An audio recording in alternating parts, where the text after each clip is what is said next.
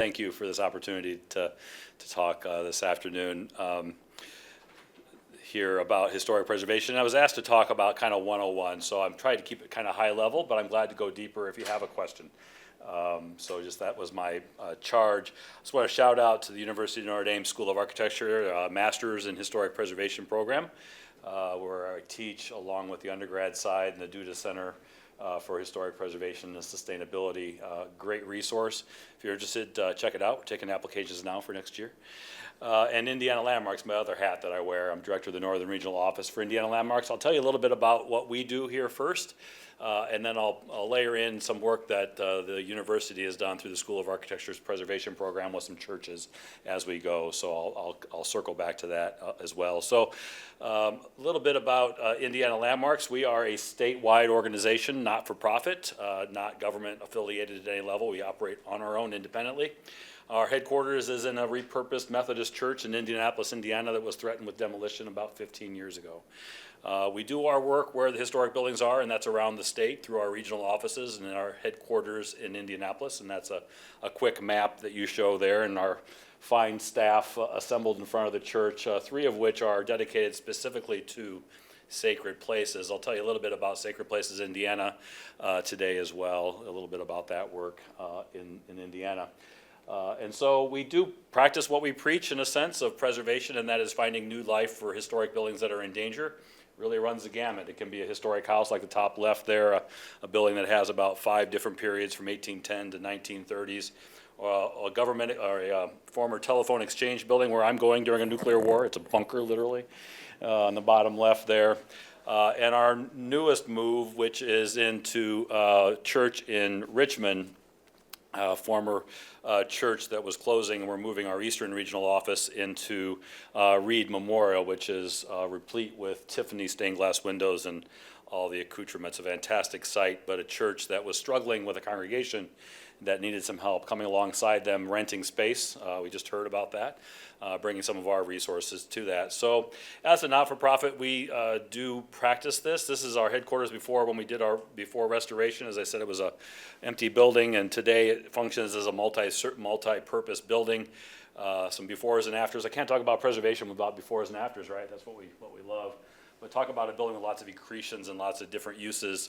And we use this as a tool to show what you can do with historic properties that are redundant in this case, before and then today. So we use it for our offices on the left-hand side, the former sanctuary on the right, repurposing some of that space for new uses as well. Just wanted to show you some of these kind of befores that we've been down the road. Landmarks was founded in 1960, and so I always challenge folks when they tell me and they show me a building that they say it can't be saved. I'm like, I can show you pictures of ones that I've heard about that in the past. And there's the main space today. As you can imagine, weddings and businesses, the symphony uses this space, and I show that as an example of other uses. The Indianapolis Symphony considers this one of the best acoustic spaces in the city, and we have that in other historic properties around the country, of course, as well. And so the Sunday school room as well. And so what are my goals today? I want to give you some different ideas of what historic designations and approaches are. So I was thinking about this today. I was like, what are the top questions I always get from folks? And so I tried to answer a few of those about the different historic designations and approaches. Some myths and misconceptions, I want to talk about those. Some programs for historic church buildings. One of them was just mentioned, Partners for Sacred Places, a good partner that we have as well. And so that's my goal for today. And then finish up with what is one of what the question I get the most of, where can I have some of that money that's in the box under your desk, like, right, where's the cash? And so I'll talk a little bit about tax credits and other incentives. But really what I want to start with are the building blocks. There's really been some good sessions about other uses for buildings, and I see some of the sponsors are talking about how to finance and do some of that stuff, which is great, but there's some building blocks that have to be in place to allow for some of that to happen. And so I thought I'd start with that today. So what's our baseline? Our baseline is what is preservation? And what you can or can't do. And I'm not going to focus a lot about what you can't, because what I want to focus on and what we do in our work is what you can. And really there's different approaches to buildings depending on what you're trying to do, right? And a lot of people immediately go and assume things about historic preservation that may or may not be true. And to be honest with you, if you see this little chart, very simple as it is, it talks about kind of doing nothing all the way down to reconstruction if it's been demolished. And restoration is always, people think, oh, you got to restore it back to a specific date and time. That's what you have to do, and everybody kind of goes there. But really where we live, most of our time is in this rehabilitation. What does that mean? The best of what we have, the best of what comes with that building, be it architecture, layout, program, history. But you got to make it work for the modern use. We're not about creating a lot of little museums around the country or in my work in the state. And I think you find that with most not-for-profits that work in this space, that we're talking about rehab. That is adaptive reuse, saving the best of what was there, but making it usable for today. So as a baseline, just want to kind of start there, that what we approach isn't a lot about museums, but it's about making these buildings work for the future, for the next 125, 150 years since they've been first constructed. So what is historic? First question, right? What's historic? I get it all the time. And I'll talk a little bit about this building, but what's historic? Generally 50 years old or older. Yes, we can raise our hands and moan for those of us who have reached that, past that. Yeah, like I've been there. I often said when I first got in this, I had to stop when I had to preserve my first split level ranch, and I'm dangerously close to that now. I had to do that because 50 years old, 1960s. So generally speaking, as a rule of thumb, 50 years old or older. It has to have some importance though, right? Not every old building is worth preserving or going to the mat over or repurposing. So what does that mean? Maybe it has cultural importance, something that talks to broader history, broader patterns in history, cultural importance. So history in that true sense. Architectural often comes to mind, right? Like we want to say because of the architectural, and these buildings, these church assets are here because they were well constructed often. And so architectural significance is another importance. Events or people, maybe things that happen there over time, people that worship, people that help build it, different events that happen there could be an importance. Or archaeological, not too much in this conversation, but sometimes sites have archaeological importance. Where would that come to mind regarding sacred spaces? Maybe a former church was on a site and it was demolished. It was a black church and it's gone. Well, maybe there's archaeological resources that could be there. It could be unearthed and they could tell the story even though the building's gone. So those are different ways that buildings are recognized. And I'm talking about the National Register here in a minute. And the National Register is often organized around kind of those four key areas. Does that make sense to everybody, kind of where I'm at right now? Just like, what's historic? Generally not 10 years old, so 50 years old, and then these things. So why do I have this church up here? Well, this is a church, it's just down the street here. This is the Olivet Church. It's on Notre Dame Avenue if you go south from campus here. Pretty typical 1920s church. You think, why is this important? Well, it's important because it's the oldest African-American church in South Bend. Its roots date to the earliest founding of this county, and some of the original family lineage still worships in this building. And so it's important. It's a marker. They have been here since the 1970s, and they really tell a story about white flight. They got this building when that congregation left, and they sold it to this congregation, and they've been here longer than the congregation that built it. And so this is a challenge sometimes in historic preservation of making that case. And it took us a couple years, but we got it listed on the National Register for its cultural importance, for its association with the African American community here in South Bend. Inside, beautiful kind of Tudor revival, but it's really about the people. And that's really where I also want to plant with you today, and that is, we talk about buildings, but we're really talking about buildings because we're telling the story about the people that were there, the people that worshiped there, the things that they did while they were there. That is really the story. The buildings help us tell that story. And so that's one example of a historic building that we've worked on. As a note, one of the projects that the research and doc class did was help this church do its research and drawings about this historic building. They really hadn't thought much about it before then, and from that they have really just caught fire about this site and have grown from that. And I'll never forget one of the leaders in the church when she came to the meeting that talked about the National Register nomination, how she now can talk about the architecture and tell the story of this congregation and how they appreciated being recognized.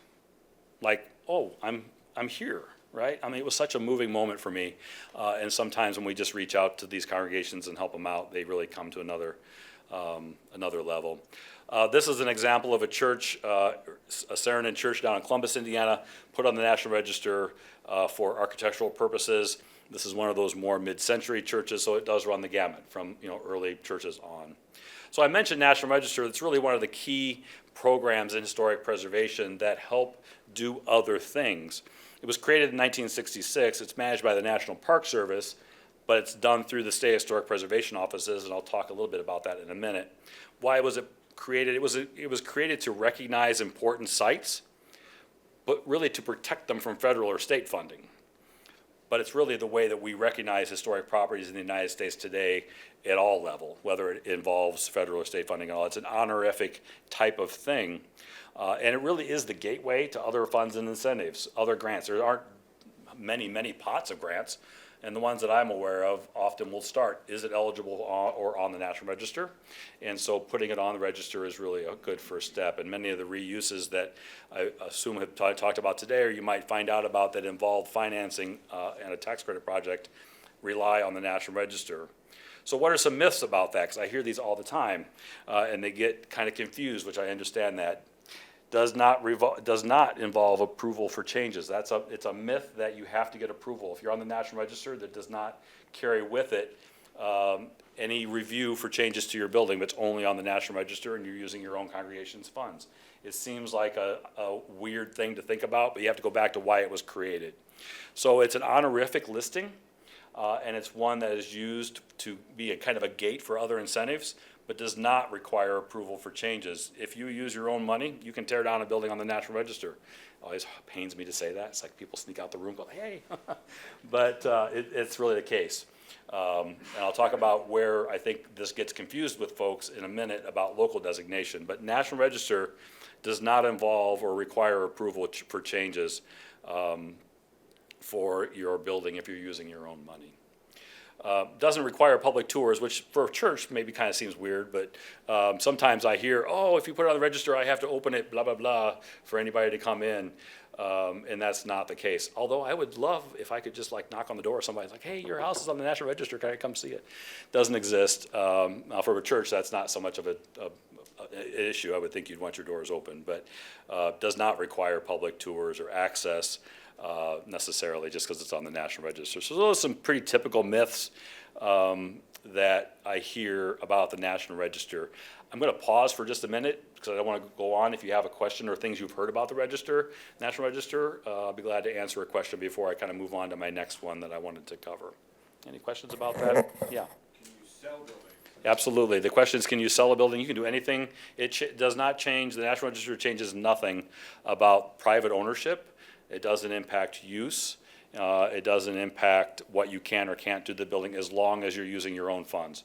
It comes into play when you're using federal or state funds because that's why it was created, was to protect against interstate highways or sewer projects or wholesale demolitions. That's where the National Register came from. But it does not restrict your saleability of the property. I would argue it actually encourages sale for alternative uses, which I'll talk about the tax credits in a minute. Other questions about the National Register?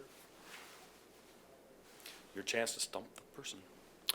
How do you find out more? I thought I'd give you some ideas about where, if you want to learn more about your state and how it works with the National Register. Again, the National Register is run by the National Park Service, but it is through your State Historic Preservation Office. And that is accessed. There is an online portal that you can go to. I'll see if this comes up. It cannot go there. Well, never mind. What is this doing?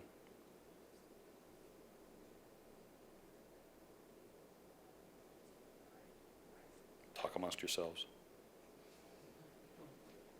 How about that one? That's why we have experts.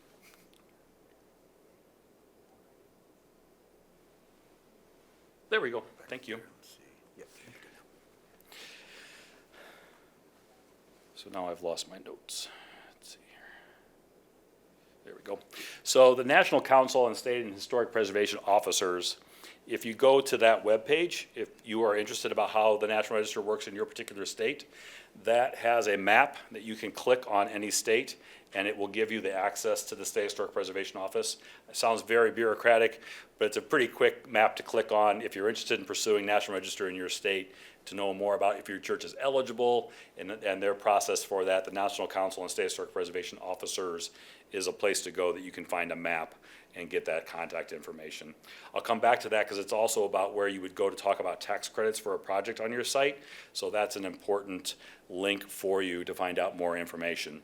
So where does this idea about I have to get permission to do anything with my old building come from? It comes from because sometimes there's local historic preservation, and that local designation is through city ordinances. It's an independent board and does require approval for exterior changes or demolition. And so that's where this kind of gets confusing is local designation versus National Register. I just want you to keep that in mind about that. This happens to be Savannah, one of the first cities that had local designation. It does not require a building to be restored to a specific date. There are guidelines that guide changes to historic buildings that are locally designated.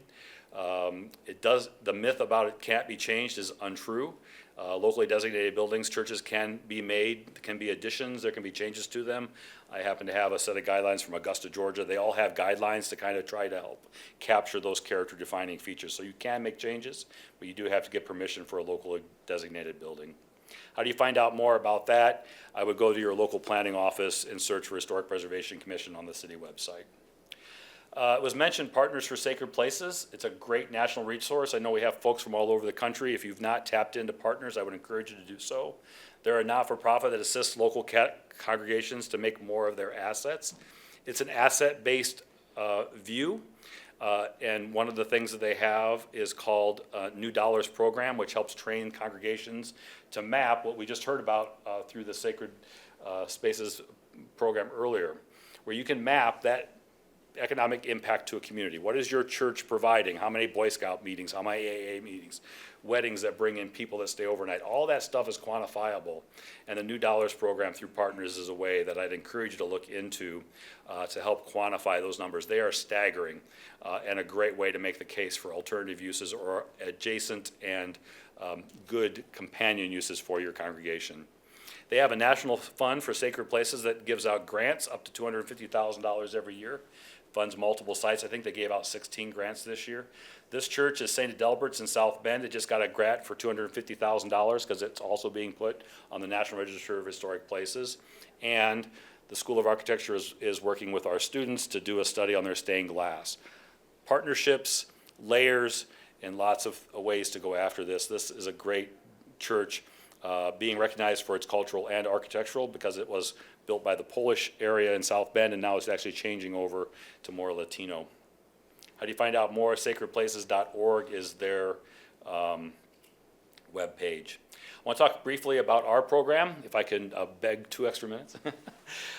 Sacred Places Indiana is our version of Partners for Sacred Places. They are our partner and helped us create this program. We just received a $10 million grant from Lilly that will allow us to give $8 million out over the next 3 years to congregations in the state. They have to be eligible or on the National Register, and they're for capital projects.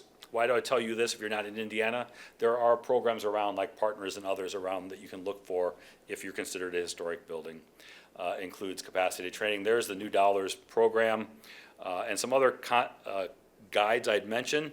The power of asset mapping. If there's nothing else you take from this, I'd encourage you to take in that look into that power of asset mapping through Partners. It's a very dynamic way to go.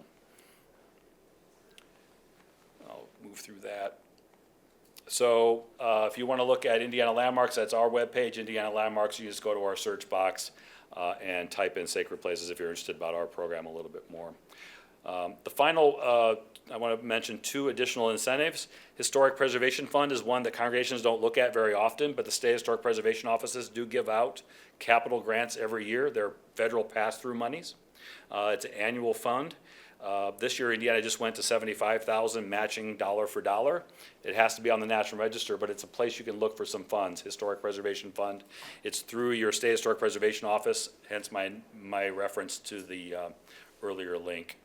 about that. So it's a way you can find some funds for your building. Again, your national council is your good place to go. Last thing I'll mention as far as incentives is the 20% rehab tax credit. Has anybody heard about this in another session today or yesterday? So this is a little bit different way to think about, and we come back to this asset mapping. Doesn't mean you have to sell your church to make it into a hotel, but if you have redundant space on your asset in your site, the 20% renovation tax credit could give you a way to partner with a developer that could repurpose some of that redundant space. What are the requirements? Has to be on the National Register. Can be a long-term lease though. You don't have to sell.